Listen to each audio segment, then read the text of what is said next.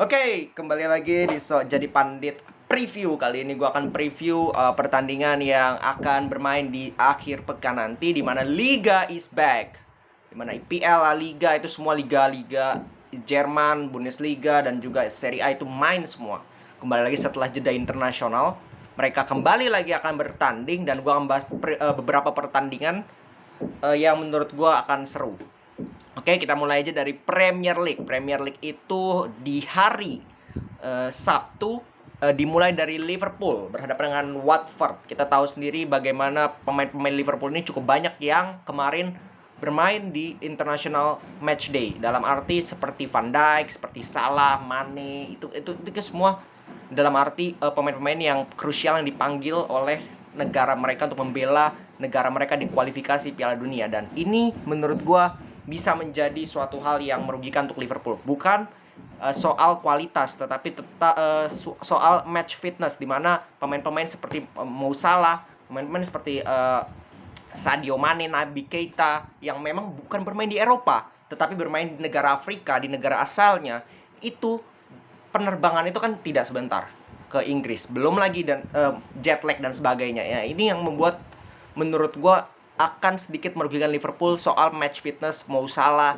Mane, terutama dua itu, karena menurut gue yang paling penting di Liverpool itu ya dua pemain itu yang menurut gue menjadi pilar dari Liverpool. But ya kembali lagi kita lihat lawannya Watford. Untung lawannya Watford. Kembali lagi Watford ini tim papan bawah yang calon degradasi peringkat 18 yang notabene akan dilibas oleh Liverpool. But ya kita lihat aja. Menurut gue sih nggak ada kejutan di pertandingan kali ini.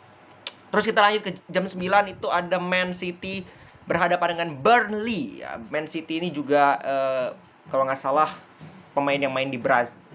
Pokoknya yang menurut gue match fitness sangat terganggu itu yang main di Amerika Latin dan juga di Afrika, yang di luar Eropa lah, karena perjalanan itu kan jauh dan panjang gitu. Dan kayak Riyad Mahrez menurut gue, tapi City ini nggak khawatir ya menurut gue, karena rotasinya ini akan sangat jalan. Pemain-pemain pelapisnya itu akan menggantikan dengan sangat-sangat baik juga, karena kualitasnya hampir mirip-mirip. Jadi menurut gue nggak ada masalah. Burnley ini ya juga dilibas lah, menurut gue nggak ada masalah untuk City. Dan City ini kan lagi kejar-kejaran dengan Liverpool, harus menang, nggak bisa seri, karena kalau seri bisa jadi disalip oleh Liverpool.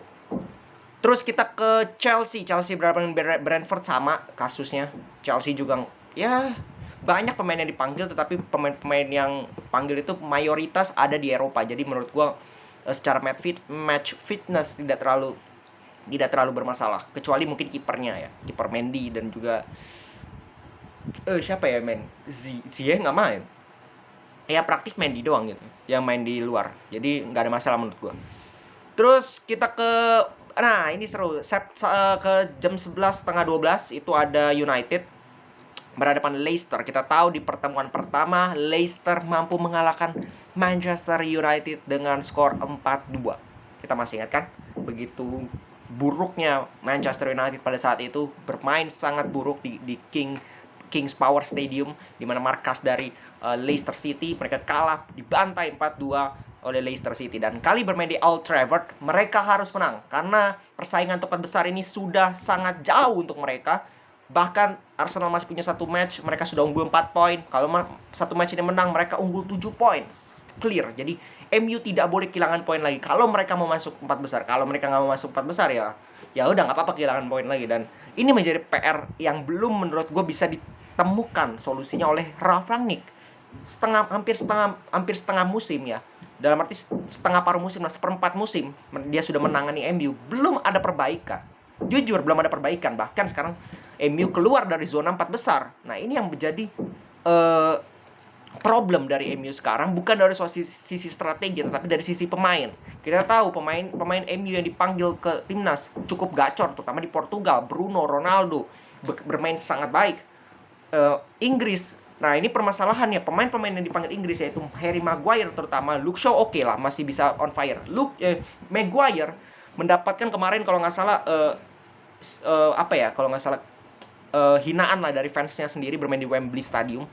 Justru mendapatkan buan dari supporternya. Nah ini yang membuat gue semakin yakin bahwa Maguire ini menjadi antagonis di MU itu sudah terbawa sampai ke Inggris. Padahal permainan dia di Inggris nggak seburuk pada saat di MU, tapi itu terbawa. image-nya terbawa karena beberapa pertandingan bersama dengan Manchester United benar-benar hancur nih pemain, dan bukan hanya beberapa pertandingan, bahkan sampai hampir satu musim ini. Jadi menurut gua it's a 50-50 match, bukan karena MU sedang karena MU sedang jelek, karena Leicester juga nggak konsisten, nggak bagus-bagus amat juga, peringkat 10 gitu, jadi nggak bagus amat, papan tengah lah. Jadi menurut gua harusnya sih MU bisa memanfaatkan pertandingan ini ya. Ini untuk meningkatkan motivasi dulu, motivasi pemain, moral pemain akan meningkat kalau ini bisa mereka raih. Karena kemarin jeda internasional, anggap aja reset, anggap aja pertandingan ini menjadi start awal bahwa MU harus menang terus. Kalau ini gagal, bahkan jangankan kalah, kehilangan poin, nah ini akan semakin sulit lagi menurut gue MU untuk 4 besar. Kita lihat aja nanti. Terus kita ke hari Minggu IPL itu ya Spurs Newcastle nggak terlalu menarik, Everton West Ham juga nggak terlalu menarik ya, paling itu doang dari IPL. Kita lanjut ke La Liga ada Madrid Celta Vigo di hari Sabtu, sama ya Sabtu ya sama. Oke, jadi Madrid lawan Celta Vigo itu main di Sabtu, sama dengan Manchester United berhadapan dengan Leicester. Gua akan bahas kalau nggak salah Ancelotti itu COVID ya, jadi yang akan memimpin adalah Davide Ancelotti, anaknya Ancelotti yang notabene. Madrid ya kita tahu sebelum jeda internasional dibantai oleh Barca. Pertandingan terakhir mereka sebelum jeda internasional is a really bad match. Ya, is a bad game, dan menurut gue dia akan terbantu. Madrid itu beruntung karena ada jeda internasional, mereka bisa reset lagi yang seperti tadi gue bilang, reset. Mereka harus tetap fokus untuk menjadi juara La Liga karena pertandingan itu sudah tidak dikit lagi. Pertandingan itu sudah tidak banyak lagi lah istilahnya, cuman berapa 9 match.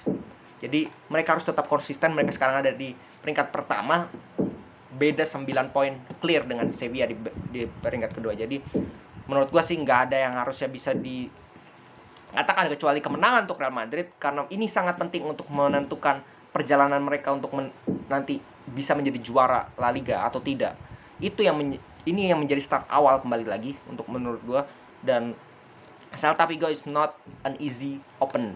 Kalau kita lihat di beberapa musim terakhir, bahkan Celta Vigo ini bisa merepotkan Real Madrid.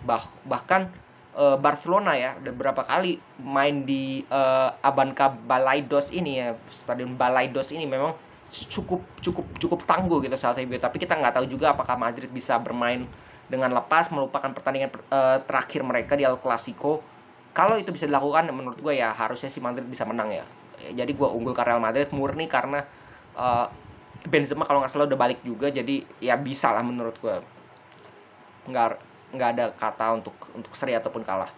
Terus kita ke hari Minggu ada Atletico Deportivo Alaves, harusnya bisa ya Atletico juga mengincar 4 besar. Mereka harus berhati-hati karena mereka peringkat 4 sementara masih diincar Real Betis. Jadi harus berhati-hati. Atletico harus bisa terus meraih kemenangan, dan kalau nggak salah hari besoknya itu ada Sevilla dan Barcelona.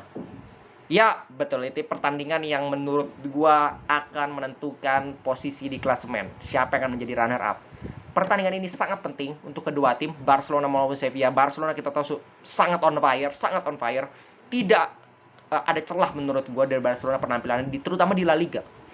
Di beberapa pertandingan terakhir mencetak 4 gol, bahkan tidak kebobolan. Real Madrid luar biasa penampilannya. Tapi Sevilla is not an easy opponent gitu. Kalau kita tahu jeda internasional ini kita ada 2 wajah biasanya. Habis jeda internasional, pemain yang sebelumnya tidak on fire bisa jadi on fire. Setelah ada kondisi kedua di mana sebelumnya pemainnya on fire, ketika jeda internasional karena kecapean, karena cedera dan sebagainya ngedrop. Nah, ini yang harus dicegah oleh Barcelona dan pemain-pemainnya agar mereka tidak drop, jangan sampai drop. Terutama peran dari Aubameyang ini yang harus dijaga oleh Barcelona. Memang Aubameyang tidak bermain di negaranya, itu yang menjadi salah satu nilai plus juga untuk Barcelona. Fitnessnya cukup baik, tapi Sevilla juga tidak akan tentu saja menyerahkan peringkat 2-nya kalau menurut gua. Jadi ini akan menjadi fight yang luar biasa, match yang luar biasa. Dua-duanya pasti ingin menang, tidak akan ada toleransi untuk tidak menang atau apalagi kalah. Jadi ini menurut gua match yang sangat penting untuk keduanya.